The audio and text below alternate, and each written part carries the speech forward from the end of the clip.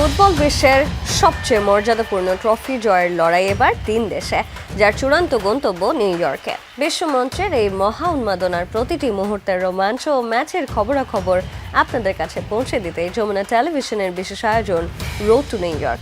বিশ্বকাপ জুড়ে হতে যাওয়া এই আয়োজনের অংশ হিসেবে থাকছি আমি সঞ্জনা আইভি। শোর শুরুতেই আসলে ম্যাচের রেজাল্টগুলো জানিয়েই শোটা শুরু করতে চাই। 1998 সালের পর বিশ্বকাপে ফিরে শেষ 32-এর মঞ্চে ইতিহাস গড়ল নরওয়ে। আইভরি কোস্টকে 2-1 ব্যবধানে হারিয়ে নকআউটের মহাকাব্য লিখল স্ক্যান্ডিনেভিয়ানরা। ফলে কোয়ার্টার ফাইনালের লড়াইয়ে ব্রাজিলের সামনে তাদের কঠিন পরীক্ষা। রাতের আরেক ম্যাচে কিলিয়ান এমবাপ্পের রেকর্ড গড়ার রাতে সুইডেনকে 3-0 গোলে উড়িয়ে বিশ্বকাপের শেষ ষোলোতে জায়গা করে নিল ফ্রান্স। কোয়ার্টার ফাইনালে ওঠার লড়াইয়ে ফ্রান্সের পরবর্তী প্রতিপক্ষ প্যারাগুয়ে। ম্যাচগুলো নিয়ে বিস্তারিত আলোচনা করতে আমার সঙ্গে এই পর্যায়ে যুক্ত হবেন আমার সহকর্মী এবং special correspondent Hasanur Rahman. Hasanur, France এবং সুইডেনের রেকর্ড গড়া এই ম্যাচটি কেমন উপভোগ করেছেন? এবং এই ম্যাচে তো এমবাপ্পে আলাদা করে আলো ছড়িয়েছেন, লিওনেল মেসির থেকে 1 গোলে পিছিয়ে আছেন এখনো, যদিও সেই সাথে বিশ্বকাপের নকআউটে সর্বোচ্চ 9 গোল করে রোনাল্ডো নাজারিওকেও ছাড়িয়ে গিয়েছেন তিনি। ওভারঅল কেমন লেগেছে ম্যাচটা? দুর্দান্ত পারফরমেন্স করেছে ফ্রান্স। আসলে এই ফ্রান্সের কাছ থেকে আমার মনে হয় যারা ব্রাজিল এবং আর্জেন্টিনার সমর্থক আছে তাদের একটু ভয় পাওয়াই উচিত অবশ্যই, কেননা যে গতিতে ফ্রান্স এগিয়ে যাচ্ছে এবং প্রতিপক্ষকে আসলে চূর্ণ বিচূর্ণ করে তারা জয় ছিনিয়ে নিচ্ছে, এমন নয় যে কোনো মতেই জিতছে। তো যারা ব্রাজিল আর্জেন্টিনার সমর্থক আছে, যারা তাদের দলকে শিরোপা জিততে দেখতে চান, আমার মনে হয় তাদের পথে বড় একটা বাধা হয়ে আসবে ফ্রান্স। যদিও স্বস্তির বিষয় যে এই দুই দলের ফাইনালের আগে আসলে সেটা আর্জেন্টিনা ফ্রান্স হোক কিংবা ব্রাজিল ফ্রান্স হোক দেখা হওয়ার সম্ভাবনা নেই, সেটা একটা স্বস্তির জায়গা। তো যাই হোক, আমরা এই ম্যাচের পারফরমেন্স একটু দেখাতে চাই কতটা ডমিনেটিং ছিল ফ্রান্স, সেটা একটা আমরা কিছু তথ্য দেখিয়ে আসলে জানাতে চাই ফ্রান্স কতটা ডমিনেট করেছে সুইডেনের বিপক্ষে। বল পজিশন থেকে শুরু করে টোটাল শট সব কিছুতেই ডমিনেট ছিল ফ্রান্সের। ফ্রান্স প্রায় 61% বল পজিশন ছিল, সুইডেনের সেক্ষেত্রে তারা পিছিয়েই ছিল। টোটাল শট ফ্রান্স নিয়েছে 25টি, সুইডেন নিয়েছে 8টি। বিগ চান্স ফ্রান্স ক্রিয়েট করেছে 7টি, তার মধ্যে তারা গোল পেয়েছে 3টি। পাসেস দিয়েছে তারা 551টি এবং 350টি সুইডেন নিয়েছে। তবে সবচেয়ে বড় কথা হচ্ছে কিলিয়ান এমবাপ্পে একাই যেভাবে ডমিনেট করছে এবারের বিশ্বকাপে, সেটা কিন্তু অসাধারণ।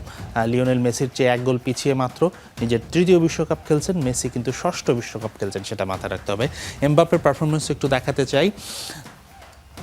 এমবাপ্পে আসলে যে গতিতে এগোচ্ছেন, তিনি আরও নিশ্চয়ই 2 থেকে 3টি বিশ্বকাপ তো খেলতেই পারেন, সেক্ষেত্রে কিন্তু তিনি হয়তো সর্বকালের সেরা বিশ্বকাপ গোল স্কোরার হয়ে যাবেন। এই ম্যাচে এমবাপ্পে 2টি গোল করেছেন, শট অন টার্গেট নিয়েছেন 4টি, টাচেস নিয়েছেন 55টি, টোটাল ক্যারি করেছেন 158.2 মিটার এবং ম্যাচের সব সেরা তিনি ম্যাচ সেরা, তার রেটিং পয়েন্ট 9.8। তবে এমবাপ্পের এই পারফরমেন্সের চেয়েও তিনি যে অ্যাঙ্গেল থেকে, যে সিচুয়েশন থেকে গোল করেছেন, সেটা কিন্তু আপনাকে বেশি মুগ্ধ করবে। এই এমবাপ্পে এবং রিয়াল মাদ্রিদে বা ক্লাব ফুটবলে যে এমবাপ্পেকে দেখা যায়, সেটা কিন্তু পুরোপুরি আলাদা। জাতীয় দলের জার্সি গায়ে তুললে এমবাপ্পে যেন একটা, ইংলিশে যদি বলতে চাই, বিস্ট মুডে চলে আসেন। তিনি যে কোনোভাবেই তেড়ে ফুড়ে জিততে চান, এই মানসিকতার জন্যই হয়তো অনন্য এমবাপ্পে, এবং এত অল্প বছর বয়সেই তিনি একটা বিশ্বকাপও জিতে ফেলেছেন। তো দেখা যাক সামনের পথ চলা ফ্রান্সের কেমন হয়। এমবাপ্পে যেভাবে এগিয়ে যাচ্ছেন, হলফ করে তো বলাই যাচ্ছে তিনি যদি পসিবল হয় লিওনেল মেসির রেকর্ডও ভাঙতে পারেন এই বিশ্বকাপেও, সেটা আমরা দেখতেও পারি। এমবাপ্পে ছাড়াও কিন্তু এদিন আলো ছড়িয়েছেন মাইকেল ওলিসে, তিনি জোড়া অ্যাসিস্টও করেছেন, আর বিশ্বকাপেও তার নিশ্চয়ই সম্ভবত অ্যাসিস্টের সংখ্যাটাও বেশি। ওভারঅল তার ম্যাচটা কেমন লেগেছে আপনার কাছে, তার পারফরমেন্সটা? আসলে যে কোনো দলের সাকসেসের ক্ষেত্রে একজন তো ফ্রন্টলাইন যোদ্ধা থাকে, যেমন আপনি যদি ফ্রান্সের ক্ষেত্রে বলেন এমবাপ্পে, আর্জেন্টিনার ক্ষেত্রে মেসি বা ব্রাজিলের ক্ষেত্রে ভিনিসিয়াস জুনিয়র, কিন্তু তাদের পিছনে 2-1 ফুটবলার থাকে যারা নিজেদের সেলফলেস বা উজাড় করে দিয়ে খেলেন, তারা নিজের জন্য না দলের জন্য খেলে থাকেন। আপনি যদি বলেন মেসির যেমন ডিপল মেসির জন্য জরুরি, ওলিসে ঠিক একইভাবে আসলে এমবাপ্পের জন্য জরুরি। ওলিসের সঙ্গে এমবাপ্পের রসায়নটা এতটাই জমেছে যে এতে মুগ্ধ হয়ে রিয়াল মাদ্রিদ 220 মিলিয়নের রেকর্ড অফার দিয়ে ওলিসিকে বায়ার্ন মিউনিখ থেকে রিয়ালে এমবাপ্পের সঙ্গী করে নিয়ে যেতে চায়। যাই হোক, ওলিসের পারফরমেন্সটা একটু দেখাতে চাই। মাইকেল ওলিসে আসলে কেমন পারফরমেন্স করেছিলেন এই ম্যাচে। এই ম্যাচে তিনি 2টি অ্যাসিস্ট করেছেন, এর আগের ম্যাচগুলোতেও করেছেন, যেটা কিন্তু অসাধারণ। তিনি মূলত রাইট উইংয়ে খেলে থাকেন, কিন্তু এমবাপ্পেকে বেস্ট সার্ভিস প্রোভাইড করার জন্য তাকে এখন নাম্বার 10 রোলে খেলানো হচ্ছে। তিনি এমবাপ্পের জাস্ট পিছনেই খেলছেন যেন এমবাপ্পেকে তিনি সার্ভ করতে পারেন। এই ম্যাচে তিনি 8টি ক্রস নিয়েছেন, টাচেস নিয়েছেন 93টি, টোটাল ক্যারি করেছেন 283.9 মিটার। এটা কিন্তু হিউজ। তিনি একজন ফরওয়ার্ড লাইনের ফুটবলার হয়ে যেভাবে ডিফেন্সে আসেন, উঠে যান এবং নিজে গোল করার তার যে দক্ষতা আছে, বাম পায়ে দারুণ শট নিয়ে থাকেন এবং সবচেয়ে বড় কথা তিনি আসলে সেলফলেস ক্রিকেট খেলে থাকেন, স্বার্থপর নন। প্রতিপক্ষ সতীর্থদের গোল করানোর সুযোগ থাকলে তিনি সেটা করে থাকেন এবং এই ম্যাচে কিন্তু তিনি টোটাল রেটিং পেয়েছেন 8.8। এমবাপ্পের পর দ্বিতীয় সেরা রেটিং প্রাপ্ত ফুটবলার কিন্তু তিনি। আমরা একটু দেখতে চাই যে আসলে বাকি যারা ফ্রান্সের ফুটবলার আছে তারা কেমন করেছিল। আমরা একটু ফ্রান্সের টিম রেটিংটা দেখাতে চাই। অবশ্যই তারা যেভাবে ডমিনেট করেছে, টিম পারফরমেন্স তো ছিলই। যেমনটা আমি বলছিলাম, কিলিয়ান এমবাপ্পে ম্যাচ সেরা ছিল, ওলিসে তার পিছনেই ছিল, ওলিসে দ্বিতীয় সেরা পারফর্মার ছিল। কিন্তু বাকি যে পারফরমেন্সগুলো আপনি দেখেন, কেবলমাত্র আন্দ্রে রেবিও যদি আমরা বাদ দিই, রেবিও 6.9 খারাপ পারফরমেন্স না, বাকি সবাই গ্রিন পর্যায়ে আছে। গ্রিন অর্থাৎ 7-এর উপরে রেটিং। আপনি যদি নাম ধরে বলি, বারকোলা একটি গোল করেছেন, ডিগনি খেলেছেন, সালাই বা উপমেকনো সবাই ভালো পারফরমেন্স করেছেন। অর্থাৎ আসলে ফ্রান্স টিম হিসেবে এগিয়ে যাচ্ছে, যদিও লিড দিচ্ছেন এমবাপ্পে, ওলিসে, ডেম্বেলেরাই, কিন্তু তারা কিন্তু তাদের মিডফিল্ড এবং ডিফেন্সে কিন্তু দারুণ পারফর্ম করছে। সব মিলে এই ফ্রান্সকে অবশ্যই ভয় পাওয়া উচিত। সবশেষ ম্যাচে দুয়ের গোল এবং এই ম্যাচে বারকোলার গোল, আসলে কেউ না কেউ গোল করেই যাচ্ছেন, কাউকে থামানো সম্ভব না। ফ্রান্সের পরবর্তী ম্যাচটা কিন্তু আসলে প্যারাগুয়ের সাথে। এই ম্যাচটা আসলে কবে অনুষ্ঠিত হতে যাচ্ছে? হ্যাঁ, ফ্রান্স এবং প্যারাগুয়ে আসলে এখানে এই ম্যাচটা সবাই এক্সপেক্ট করছিল ফ্রান্স এবং জার্মানির মহারণ হবে, কিন্তু জার্মানি আনফর্চুনেটলি বিদায় নিয়ে নিয়েছে এবং সেই জায়গায় তারা প্যারাগুয়ের সঙ্গে মুখোমুখি হচ্ছে। আমরা একটু যদি টাইমিংটা দেখাতে চাই দর্শকদেরকে, আমার যতদূর মনে আছে ভোর 3টায় খেলাটা পড়বে, রাইট? ভোর 3টায় 5 জুলাই খেলাটা হবে ফ্রান্স এবং প্যারাগুয়ের বিপক্ষে। যেহেতু প্যারাগুয়েও ভালো করেছে, তারা জার্মানিকে হোল্ড করেছে, জার্মানির আক্রমণ অ্যাটাক করেছে, ফ্রান্স নিশ্চিতভাবেই তাদের হালকাভাবে নিবে না। তবে যেমনটা বলছি, দলীয় শক্তি, সামর্থ্য, ফর্ম সব কিছুর ব্যাপারে তো অবশ্যই ফ্রান্স হট ফেভারিট হিসেবেই মাঠে নামবে এবং এই ম্যাচেও তাদের একটা বড় জয় পাবারই কথা। হাসিনুর, এর মধ্যে কিন্তু একটা খবর আমরা পেয়েছি, ব্রাজিল শিবিরে তো ইনজুরির একটা শঙ্কা ছিল। সেই বিষয়ে আসলে যদি জানতে চাই যে ইতিমধ্যে একটা বড় ধাক্কা খেয়েছে, চোটের কারণে অনিশ্চিত হয়ে পড়েছেন তারকা মিডফিল্ডার লুকাস পাকেতা। তার ইনজুরি কতটা গুরুতর কিছু জানতে পেরেছেন কিনা, আর রাফিনিয়ার ইনজুরির কোনো আপডেট আছে কি আপনার কাছে? হ্যাঁ, অবশ্যই। আসলে গত ম্যাচে দুজন ইনজুরিতে পড়েছিলেন, ক্যাসেমিরো এবং লুকাস পাকেতা। আমি যেটা গতকালকে শোতেও বলেছিলাম যে ক্যাসেমিরোর ইনজুরিটা দেখে ততটা গুরুতর মনে হয়নি, কিন্তু পাকেতা যেভাবে খুঁড়িয়ে খুঁড়িয়ে মাঠ ছেড়েছেন তাতে গুরুতর মনে হয়েছে এবং সেই সংখ্যাটাই সত্যি হচ্ছে। তিনি হ্যামস্ট্রিংয়ের গ্রেড 2 ইনজুরিতে পড়েছেন। আমরা একটু দেখাতে চাই, পাকেতার একটা তথ্য আছে আমরা দর্শকদেরকে। তিনি যেই গ্রেড 2 ইনজুরিতে পড়েছেন, নর্মালি স্পোর্টস মেডিসিন যারা আছে বা স্পোর্টসের চিকিৎসকরা বলে থাকেন, এই ধরনের গ্রেড 2 ইনজুরি থেকে সেরে উঠতে 3 থেকে 8 সপ্তাহ পর্যন্ত সময় লাগে। খুব ভালো রিকভারি হলেও 3 সপ্তাহ এবং 8 সপ্তাহ সর্বোচ্চ, অর্থাৎ 1 থেকে 2 মাসের মতো লেগে যাবে। এবং ব্রাজিলিয়ান জনপ্রিয় যে গণমাধ্যম আছে globe.com, তারা বলছে যে তারা ধরেই নিচ্ছে যে পাকেতা রুলড আউট, এই বিশ্বকাপে আর পাকেতার খেলা হবে না বা খেলার সম্ভাবনা কম। এখন ব্রাজিল রিপ্লেস নিচ্ছে কি নিচ্ছে না, যদিও ব্রাজিল সিবিএফ কিন্তু এখনও আনুষ্ঠানিকভাবে কোনো কিছু জানায়নি। ইনজুরির কথা জানিয়েছে, গ্রেড 2 ইনজুরি সেটাও জানিয়েছে, কিন্তু কতদিন রিকভার করতে পারবে কিনা সেটা। তবে ইতিমধ্যেই জল্পনা শুরু হয়েছে যে লুকাস পাকেতার বিকল্প নেওয়া ছাড়া উপায় নেই।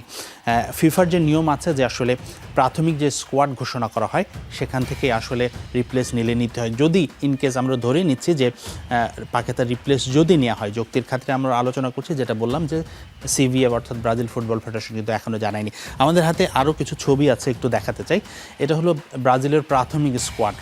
চূড়ান্ত দল দেওয়ার আগেই কিন্তু এই 52 সদস্যের এই দলটা দিয়েছিল ব্রাজিল। এখন ব্রাজিল চাইলেই মিডফিল্ডারের জায়গায় মিডফিল্ডারে নিতে হবে এমন কোনো নিয়ম নেই। এখন যদি ব্রাজিল মনে করে তাদের একটা গোলকিপার প্রয়োজন, একটা স্ট্রাইকার প্রয়োজন, যে কোনো জায়গায় থেকে নিতে পারে। যেমনি এর আগে তো আমরা দেখেছি ওয়েসলির ইনজুরির কারণে তারা মিডফিল্ড সমৃদ্ধ করেছে। তবে আমার মনে হয় মিডফিল্ডে ল্যাকিং আছে, তাদের মিডফিল্ডেই আসলে রিপ্লেস করতে হবে। আমরা যদি এই তালিকাটা দেখি, আরেকটু শর্ট করেছি আমরা, যে মানে এই প্রাথমিক দলে কোন কোন মিডফিল্ডার ছিল, এই তালিকাটা এই জন্যই দেখাচ্ছে যে এদের মধ্যেই কেউ পাকেতাকে যদি রিপ্লেস নেয় ব্রাজিল, তাদের কি হবে। আমরা তালিকাটাই দেখি, প্রাথমিক দলে ক্যাসেমিরো ছিলেন, তিনি মূল দলে আছেন, গিমারেশ, ফ্যাবিনিও, এই তিনজনই মূল দলে আছেন। বাকি থাকছেন আন্দ্রে সান্তোস, ইনি এগুলো আছে, আমি দেখাবো ওদের নামগুলো পরবর্তীতে। আমরা একটু পরের ছবিটাতে আছি যে আসলে সম্ভাব্য কারা আসলে এগিয়ে থাকতে পারে। জোয়াও গোমেজ উলভারহ্যাম্পটনে খেলে থাকেন ইংলিশ প্রিমিয়ার লিগের, তো জোয়াও গোমেজ কিন্তু পারফেক্ট রিপ্লেস হতে পারে পাকেতার, তিনি একই পজিশনে খেলে থাকেন। তবে আমার কাছে মনে হয় জেলিংটন যে ফুটবলার আছে, পরবর্তী ছবিটা আমরা দেখাই, তিনি হতে পারেন আইডিয়াল রিপ্লেসমেন্ট পাকেতার যদি তাকে মনে করে থাকে। জেলিংটন কিন্তু নিউক্যাসল ইউনাইটেডে খেলে থাকেন, তিনি ব্রুনো গিমারেসের সতীর্থ, একসঙ্গে তারা ক্লাবে খেলে থাকেন এবং এই দুজনের বোঝাপড়াটাও দারুণ। আমার মনে হয় মাঝ মাঠে যদি জেলিংটন রিপ্লেস হয় পাকেতার, গিমারেসের সাথে তার আন্ডারস্ট্যান্ডিংটা বাড়লে আরও ভালো পারফরমেন্স হতে পারে। আরেকজন কন্টেন্ডার হচ্ছেন গ্যাব্রিয়েল সারা। গ্যাব্রিয়েল সারা ইয়াং প্রমিজিং প্লেয়ার, তিনি এই মুহূর্তে টার্কিশ প্রিমিয়ার লিগের দল গালাতাসারেই খেলে থাকেন। তিনি কেন বিশ্বকাপ দলের সুযোগ পাননি চূড়ান্ত দলে, সেটা নিয়েও কিন্তু অনেক আলোচনা হয়েছিল। সেক্ষেত্রে গ্যাব্রিয়েল সারারও কিন্তু একটা সুযোগ থাকে কল আপ পাওয়ার। আন্দ্রেস পেরেরা আরেকজন কন্টেন্ডার হতে পারেন আমার কাছে মনে হয়। আন্দ্রেস পেরেরাকে যারা ইউরোপিয়ান ফুটবল ফলো করেন অনেকেই জানেন, তিনি ম্যানচেস্টার ইউনাইটেডে খেলেছেন, ফুলহ্যামে খেলেছেন, এই মুহূর্তে তিনি পালমেইরাসে চলে গেছেন। তার পারফরমেন্সটা যেভাবে তিনি বয়সভিত্তিক দলে শুরু করেছিলেন সেটা করতে পারেনি, কিন্তু তিনিও কিন্তু ভালো রিপ্লেস হতে পারেন, ক্রিয়েটিভ মিডফিল্ডার এবং লং পাস থ্রু পাস এই ধরনের তিনি কিন্তু বেশ ফেমাস। আন্দ্রে সান্তোস আরেকজন আছেন, তারও বিবেচনা হওয়ার সম্ভাবনা থাকতে পারে। চেলসিতে খেলে থাকেন, ইয়াংস্টার ব্রাজিলের ওয়ান্ডার কিডদের মধ্যে একজন বলা হয় তাকে। তবে আমার কাছে মনে হয় তার সম্ভাবনা একটু কম, যে তালিকাগুলোতে দেখিয়েছি। আমার যতটুকু এক্সপিরিয়েন্স আছে, আমি যতদূর আগে খেলাগুলো দেখেছি, আমার কাছে মনে হয়েছে আসলে জেলিংটন খুব ভালো রিপ্লেসমেন্ট হতে পারে। সেই ক্ষেত্রে সারার কথা বললাম, তিনিও ভালো রিপ্লেসমেন্ট হতে পারে। তো সেই জায়গা থেকে আমার কাছে মনে হয় যদি ব্রাজিল আসলে বিকল্প খোঁজে, এই অপশনগুলো তাদের হাতে আছে। তো আমার ওপিনিয়ন এটাই জানিয়েছি।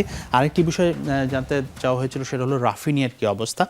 রাফিনিয়া আসলে যে এই গত ম্যাচটা যে মিস করবেন এটা তো সবাই জানি। তিনি ট্রেনিং শুরু করেছেন, আমাদের হাতে একটা ছবি আছে, তিনি গতকালকে ট্রেনিং শুরু করেছেন ইন এ সেন্স এই না যে তিনি দলের সাথে অনুশীলন করেছেন, তিনি ব্যক্তিগত কিছু অনুশীলন করেছেন, ওয়ার্ম আপ করেছেন, ড্রিল করেছেন। ইনজুরিতে পড়ার পর তিনি প্রথম মাঠে নেমেছিলেন। তার অন্তত 2 সপ্তাহ লাগার কথা আমরা তেমনটা শুনেছিলাম, তবে তার ইনজুরির গভীরতা গ্রেড 1 না 2 সেটা কিন্তু জানানো হয়নি। তবে কিছুটা আশার আলো দেখা যাচ্ছে, তিনি যেহেতু অন দ্য বল মাঠে এসে ড্রিল করছেন, সেই জায়গা থেকে আমরা যদি ধরে নিই যে হয়তো নরওয়ের বিপক্ষে ম্যাচে তার মাঠে নামার একটা সম্ভাবনা থাকতে পারে। তবে অবশ্যই সেটা স্টার্টার নয়, হয়তো যদি তিনি ফিট হয়ে থাকেন 15-20 মিনিট 10 মিনিটের জন্য তাকে মাঠে নামানো হতে পারে। তবে আমি যতটুকু ইনসাইডার নিউজ পাচ্ছি, আমার কাছে মনে হয় যে তিনি কোয়ার্টার ফাইনাল থেকে ফিরতে পারেন, তার আগে তার ফেরার চান্সটা খুব কম। তবে পাকেতার ইনজুরিতে যদি ব্রাজিলের ব্যাড লাক আমরা বলে থাকি, রাফিনিয়ার কামব্যাকটা আসলে কিছুটা গুড লাক তো ধরতেই পারি ব্রাজিলের জন্য। হাসিনুর, আমাদের সঙ্গেই থাকুন, আপনার সঙ্গে আরও কিছু বিষয়ে আলোচনা রয়েছে। হাসিনুর, মেক্সিকো রাউন্ড অফ 16 নিশ্চিত করেছে, এই ম্যাচটি কেমন দেখলেন? বেশ ভালো একটা ম্যাচ হয়েছে, তবে আমি খুশি হতাম যদি ইকুয়েডর কোয়ালিফাই করতে পারতো। ইন এসেন্স এই অর্থে যে ইকুয়েডর বেশ ভালো পারফরমেন্স করেছে, বিশেষ করে তাদের মাঝমাঠ খুব শক্তিশালী এবং তারা ল্যাটিন আমেরিকা অঞ্চলের যে বাছাই পর্ব ছিল তারা কিন্তু সেকেন্ড হিসেবে শেষ করেছিল। আর্জেন্টিনার পরেই তারা সেকেন্ড বেস্ট টিম ছিল, ব্রাজিলের চেয়েও তারা ভালো পারফরমেন্স করেছিল। ব্রাজিল, কলম্বিয়া, উরুগুয়ে, সেই ক্ষেত্রে তারা ডিজার্ভ করতো আমার মনে হয় যে আরেকটা রাউন্ড যদি যেতে পারতো। তবে আমি মেক্সিকোর সাফল্য মোটেও ছোটোভাবে দেখছি না। মেক্সিকো গ্রুপ পর্বের প্রথম ম্যাচ থেকে দাপুটে পারফরমেন্স করছে, তারা যেভাবে অ্যাটাকিং ফুটবল খেলছে সেটা সত্যি অসাধারণ এবং হোম সাপোর্ট তারা যে পেয়েছে, তারা ওয়ান অফ দ্য হোস্ট, তারা না থাকলে অবশ্যই বিশ্বকাপের মানে মেক্সিকো পর্বটা অন্তত পাঁচশো হয়ে যেত। সেই জায়গা থেকে অবশ্যই অভিনন্দন মেক্সিকোকে, তারা ভালো পারফরমেন্স করেছে। তবে কিছু তথ্য দেখাতে চাই। মাঝমাঠ যেমনটা বলছিলাম ইকুয়েডরের ভালো, তারা মাঝমাঠে ডমিনেট করেছে। একটু আমাদের কাছে একটা তথ্য আছে, আমরা সেই তথ্যগুলো দেখাতে চাই যে মাঝমাঠে ইকুয়েডর ডমিনেট করছে, কিন্তু আক্রমণের সংখ্যায় কিন্তু মেক্সিকো অনেক এগিয়ে ছিল। তাদের স্ট্রাইকাররা খুব গতিশীল, দারুণ পারফরমেন্স করেছে। আমরা যদি একটু দেখি বল পজিশনে, যেমনটা বলছিলাম মাঝমাঠে ইকুয়েডর বেশি ভালো পারফরমেন্স করেছে, তারা 57% বল পজিশন ছিল, মেক্সিকোর 43%, কিন্তু আক্রমণ মেক্সিকো বেশি করেছে। এবং শুধু এই ম্যাচে না, তারা শুরু থেকেই খুব অ্যাগ্রেসিভ খেলে থাকছে। তারা বল পজিশনে পিছিয়ে থাকলেও টোটাল 15টি শট নিয়েছে, সেই জায়গায় ইকুয়েডর 7টি শট নিয়েছে এবং পাসের ক্ষেত্রে ইকুয়েডর বেশি নিয়েছে। ট্যাকেল ওন 73টা ট্যাকেল জিতেছে। 73, এটা আসলে ট্যাকেল ওন 73টি নয়, এটা 73% ট্যাকেল ইকুয়েডর জিতেছে এবং মেক্সিকো 50% ট্যাকেল জিতেছে। আপনি যদি ইকুয়েডরের দলটা দেখেন, তাদের মিডফিল্ড লাইন আপ খুবই ভালো এবং সেই জায়গা থেকে তাদের জন্য আসলে সরি ফিল করা ছাড়া কোনো কিছু নেই। তবে মেক্সিকো আমার মনে হয় ডিজার্ভিং টিম হিসেবে থ্রু হয়েছে এবং তারা যদি আরও একটা মানে রাউন্ড অফ 16 থেকে কোয়ার্টার ফাইনালেও চলে যায়, সেটা অবাক হওয়ার মতো কিছু থাকবে না। রাতের আরেক ম্যাচে তো আইভরি কোস্টকে হারিয়ে ইতিহাস গড়ে বিশ্বকাপের শেষ 16 নিশ্চিত করেছে নরওয়ে, কিন্তু ম্যাচ দেখে আসলে মনে হয়েছে যে কোথাও যেন কমতি ছিল নরওয়ের খেলাটা আসলে নরওয়ের মতন ছিল না। আসলে নরওয়ের খেলা নরওয়ের মতো ছিল না, সেটা ঠিক আছে, অনেকাংশে সেটা মনে হয়েছে অনেক ক্ষেত্রে। তবে আইভরি কোস্ট কিন্তু খুবই হার্ড টিম টু প্লে। আমি গতকালকে প্রিভিউ আলোচনায় বলেছিলাম যে আইভরি কোস্ট খুবই একটা টাফ ফাইট দেবে, এবং আইভরি কোস্ট যদি জিতেও যেত আমি তাতে অবাক হতাম না, কেননা তারা খুবই ফিজিক্যাল ফুটবল খেলে, এবং আফ্রিকার দলগুলো কিন্তু এবারের বিশ্বকাপে খুব দারুণ পারফরমেন্স করছে, সবাই যেন শতভাগ দিয়ে খেলছে। এবং নরওয়ে যে এবারের বিশ্বকাপের ডার্ক হর্স হবে সেটা নিয়েও আমার প্রেডিকশন ছিল, আগে আমি প্রতিবেদনও করেছিলাম একটি। তো সব কিছু মিলিয়ে আমার কাছে মনে হয় যেমন টাফ কন্টেস্টেন্ট আমি আশা করেছিলাম তেমনই হয়েছে। তবে নরওয়ে একটু লাকি ছিল বলতেই হবে। সেক্ষেত্রে একটু ম্যাচের স্ট্যাটিস্টিক্স আমরা দেখাতে চাই যে আসলে বল পজিশন, আক্রমণের সংখ্যা, কে কোথায় এগিয়েছিল। টোটাল বল পজিশন যদি আমরা দেখি সেক্ষেত্রে নরওয়ে কিছুটা এগিয়েছিল, তারা 53%, আইভরি কোস্ট 47%। টোটাল শট আপনি যদি দেখেন, নরওয়ে 9টা শট নিয়েছে। নরওয়ের আক্রমণ ভাগে আর্লিং হ্যালান্ড আছেন, সোরলট আছেন, ওডেগার্ডের মতো মিডফিল্ডার আছেন, কিন্তু আপনি দেখেন আইভরি কোস্টে 14টা শট নিয়েছে, তাদের ডাবল মানে অলমোস্ট ডাবল, 9টা 14টা কত বেশি ছিল, সেই জায়গায় তারা আনলাকি ছিল। পাস মিডফিল্ডে কিন্তু ভালো ব্যাটেল হয়েছে, 473টা এবং 401টা পাস। ট্যাকেলের ক্ষেত্রেও দুই দলে মোটামুটি সমানে সমানে ছিল, 24টা এবং 19টা। এটা অবশ্যই স্বীকার করে নিতে হবে যে নরওয়ের কাছ থেকে আরেকটু বেটার পারফরমেন্স সবাই আশা করছিল। তবে আমি অবাক হইনি যে আইভরি কোস্ট এমন টাফ ফাইট দিয়েছে তাদেরকে। এই ম্যাচে সবার দৃষ্টিতে আর্লিং হ্যালান্ডের দিকেই ছিল, তিনি গোলও করেছেন। তার পারফরমেন্সটা কেমন ছিল সেটা একটু দেখাতে চাই। তবে ব্যক্তিগতভাবে আর্লিং হ্যালান্ডের এই ম্যাচের পারফরমেন্সে আমি সন্তুষ্ট হতে পারিনি, তার আরও ভালো পারফরমেন্স করা উচিত ছিল। যে গোলটা তিনি পেয়েছেন সেটাও আলতো ট্যাপিনে পেয়ে গেছেন, তেমন কিছু করতে দেখা যায়নি। ও পক্ষান্তরে তিনি দু একটি চান্সও মিস করেছেন। আমরা যদি দেখি, একটি গোল করেছেন, টোটাল শট নিয়েছিলেন তিনি 4টি, তার মধ্যে বিগ চান্স মিস করেছেন একটি, টাচেস নিয়েছেন 27টি, টোটাল ক্যারি 3.8 মিটার মাত্র, অর্থাৎ তিনি ডি বক্স থেকে নড়েননি, বাইরে যাননি। তিনি কিন্তু এই মানে বক্স টু বক্স যে নাম্বার 9 ট্রেডিশনাল প্লেয়ার সেটা খেলেছেন। আমরা কিন্তু ম্যান সিটিতে দেখে থাকি তিনি প্রচুর নিচে এসে ট্র্যাক ব্যাক করে থাকেন, সেই কাজটা কিন্তু তিনি করেননি। তো সব কিছু মিলিয়ে কিছুটা হতাশাজনক ছিল হ্যালান্ড এবং নরওয়ের পারফরমেন্স আমার কাছে।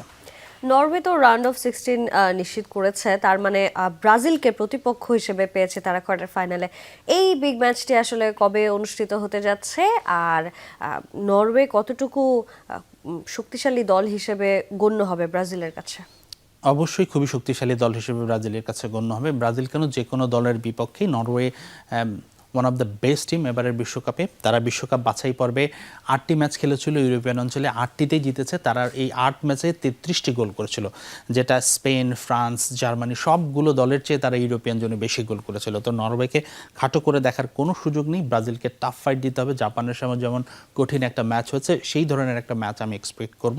একটু দেখাতে চাই কখন আসলে কোন সময়ে খেলাটা অনুষ্ঠিত হবে, সেটা একটু দর্শকদের জানিয়ে দিতে চাই। অনেকেই নিশ্চয়ই জানেন 6 জুলাই বাংলাদেশ সময় রাত 2টায় অনুষ্ঠিত হবে এই খেলাটি। আইডিয়াল টাইম আমার কাছে মনে হয় রাত 1টা 2টা খেলা দেখার জন্য। আমরা এই ধরনের খেলার সময় বিশ্বকাপ দেখে অভ্যস্ত নর্মালি। তো সবাই কাজ শেষে রাতে, যদিও যাদের অফিস থাকবে তাদের একটু প্রবলেম হবে, তবে জমজমাট একটি লড়াই হবে। রাউন্ড অফ আসলে 16-এ যেই ধরনের ম্যাচ আমরা আশা করি সেই ধরনের ম্যাচই একটা হবে, এবং যেই দলে কোয়ার্টার ফাইনাল যাবে আমার মনে হয় যোগ্য দল হিসেবে থ্রু করবে। সবগুলো দলের ম্যাচ আসলে জমজমাট ম্যাচই হচ্ছে। বড় দলগুলোর বিদায়ের পাশাপাশি ছোট দলগুলোর পারফরমেন্সও আসলে খুব বেশি ছোট করে দেখা যাবে না। তবে আজও কিন্তু অনেক ম্যাচ রয়েছে। যদি আপনার কাছে জানতে চাই যে আজ আর কোন কোন দলের খেলা রয়েছে এবং কোন দল যাচ্ছে রাউন্ড অফ 16-এ আপনার চোখে? হ্যাঁ, অবশ্যই যেভাবে ম্যাচগুলো হচ্ছে আসলে ফেভারিট বলে কিন্তু কোনো কথা নেই। নেদারল্যান্ডস আউট হয়ে গেছে, জার্মানি আউট হয়ে গেছে রাউন্ড অফ 32 থেকে। তো চমকময় বিশ্বকাপ, খুব হাড্ডাহাড্ডি লড়াই হচ্ছে। যে ধরনের বিশ্বকাপ আমরা দেখতে চাই বা নকআউট পর্বে যে ধরনের ম্যাচ আমরা আশা করি সেই ধরনের খেলাই হচ্ছে। একটু দেখাতে চাই আজকে কার আসলে কার খেলা আছে, সেই খেলাগুলো একটু দেখাতে চাই। আমরা যদি একটু টাইমগুলো দেখাতে চাই, কার খেলা কে কখন মাঠে নামছে, একটু আলোচনার সুবিধা হবে। ইংল্যান্ড এবং ডিআর কঙ্গো, এই ম্যাচটা কিন্তু খুব গুরুত্বপূর্ণ, এবং রাত 1টায় শুরু হবে এই ম্যাচ। এই ম্যাচে অবশ্যই আপনাকে ইংল্যান্ডকে ফেভারিট হিসেবে রাখতে হবে। তবে ঘানা যেই কৌশলে ইংল্যান্ডকে রুখে দিয়েছিল। আমার মনে হয় ডিআর কঙ্গোরও সেই সামর্থ্য আছে, একই কৌশলে তারা আটকে দিতে পারে ইংল্যান্ডকে।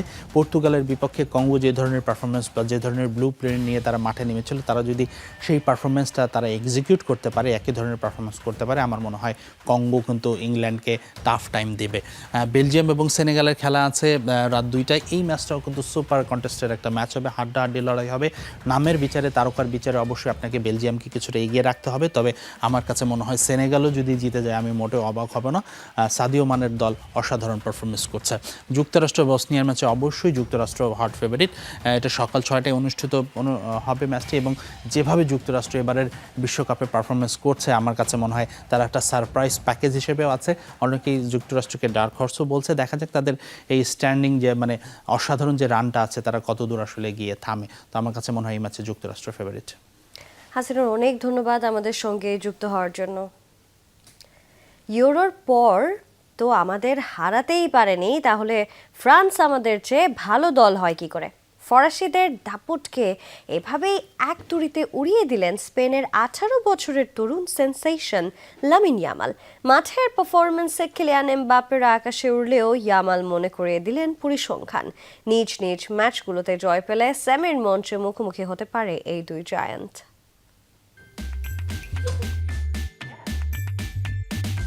উত্তর আমেরিকার আকাশে বাতাসে এখন শুধুই ফরাসি বিপ্লবের গর্জন। গ্রুপ পর্বের পর রাউন্ড অফ 32তেও প্রতিপক্ষকে উড়িয়ে দিয়ে সাবেক রানার্স আপ ফ্রান্স যেন বুক ফুলিয়ে বলছে 2026 বিশ্বকাপটা শুধুই তাদের।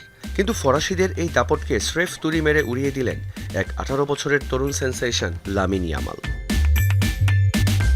পরিসংখ্যান বলছে কিলিয়ান এমবাপ্পেদের ছন্দের সামনে খড়কুটোর মতো উড়ে যাচ্ছে সবাই, অথচ ইউরো চ্যাম্পিয়ন স্পেন প্রথম ম্যাচেই কেপ ভার্দের সাথে গোলশূন্য ড্র। পরের 2 ম্যাচ সৌদি আরবের বিপক্ষে 4-0 আর উরুগুয়ের বিপক্ষে 1-0 গোলের ঘাম ঝরানো জয়। মাঠের পারফরমেন্সে ফ্রান্স যখন আকাশে, স্পেন তখনও মাটিতে পা ঘষছে। কিন্তু তাতে কি, ড্রেসিং রুমে বসে হুঙ্কার ছাড়ছেন স্পেনের ফরওয়ার্ড ইয়ামাল। ফরাসিয়ানদের নিজ দল স্পেনের থেকে ভালো দল মানতে নারাজ এই বার্সা তারকা। ইউরোর পর থেকে ওরা তো আমাদের হারাতেই পারেনি, তাহলে ওরা আমাদের চেয়ে ভালো হয় কি করে? গ্রুপ পর্বের পারফরমেন্স দিয়ে কিচ্ছু আসে যায় না। আসল বিশ্বকাপ তো শুরুই হবে এখন নকআউট থেকে। আমি মনে করি না কোনো দল এখানে এককভাবে ফেভারিট। হ্যাঁ, ফ্রান্স ফর্মে আছে, ওদের ভালো প্লেয়ার আছে, কিন্তু ওরা আমাদের চেয়ে এক চুলো এগিয়ে নেই। চোটের কারণে বিশ্বকাপের শুরুটা একাদশে থেকে করতে পারেননি এই স্প্যানিশ সেন্সেশন। তবে ইয়ামাল ভালো করেই জানেন আসল যুদ্ধটা শুরু হচ্ছে এখন। তবে আসল রোমাঞ্চ লুকিয়ে আছে অন্য জায়গায়। ড্রয়ের যে সমীকরণ, তাতে 2 দল যদি নিজেদের ম্যাচ জিততে থাকে তবে সেমিফাইনালে দেখা হয়ে যাবে এই 2 চিরপ্রতিদ্বন্দ্বী। মাঠের বাইরের কথার লড়াইয়ে ঘি ঢেলে দিয়েছেন ইয়ামাল। এখন দেখার বিষয় মুখোমুখি লড়াইয়ে মাঠের যুদ্ধে ফরাসিদের দর্প চূর্ণ করতে পারে কিনা এই বার্সা তারকা, নাকি ইয়ামালের এই ড্যামাক চূর্ণ করে শেষ হাসি হাসবেন এমবাপ্পে। রিয়ান রাফতি, যমুনা স্পোর্টস। আর এই ছিল রোড টু নিউ ইয়র্কে। এতক্ষণ সঙ্গে থাকার জন্য সবাইকে ধন্যবাদ।